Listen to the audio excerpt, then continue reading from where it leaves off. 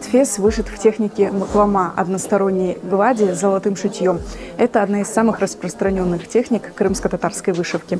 Именно маклама освоили ученицы Бахчисарайского центра «Арслан». И сегодня они представили свои работы на выставке. На выставке вышитые фесы, панно, куран-кап, футляры для Корана, футляры для очков и кисеты. 11 учениц разных возрастов в течение полугода осваивали крымско-татарскую вышивку и готовили свои первые работы. Магниты вышивала, шкатулку, футляр для очков и кисет. Я бы не сказала, что это было сложно. Объясняли все и помогали. Мне понравилось заниматься вышиванием, потому что это интересно, увлекательно. И ты занимаешься этим, как-то вникаешь в это. То есть что-то, что занимались раньше предки наши, и интересно становится.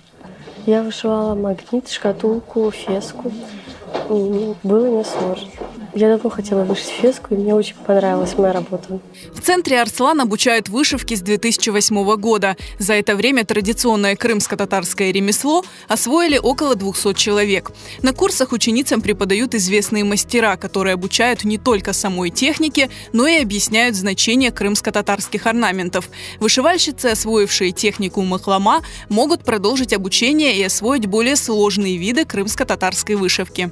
Мен белесем маклама о ең парлах медениеттің парчасыдыр. Аон үшін біз огретмеге, инкшаф етмеге мejburмыз, bizim вазифеміздір. Бұл қысқа вақытта баяғы огренелер çok usullar, маклама усулы, бүкме усулы, қаснақ усулы ve яңғы бір усул пайда болды, ол серасер усулы, оны да біз огретеміз. Мен белесем Ocakibek. Bütün talebелер өз вазифелерін yüksek seviyede becerdiler.